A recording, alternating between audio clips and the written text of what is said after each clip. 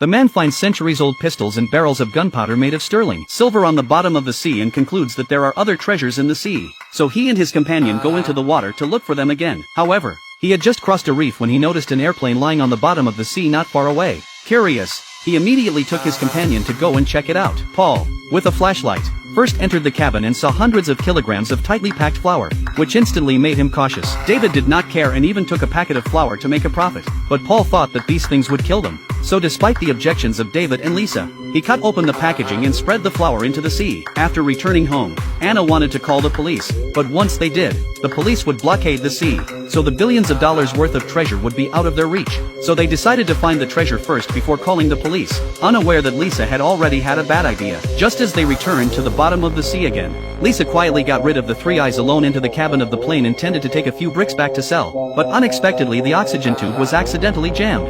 At this time, several people have returned to the surface of the sea, but the delay in the disappearance of Lisa's body. Paul immediately thought of something and then returned to the bottom of the sea with a bottle of oxygen again. After a lot of searching in the wreckage of the plane saw Lisa's figure, but fortunately she stayed in the place where there is still oxygen, so luckily saved a little life.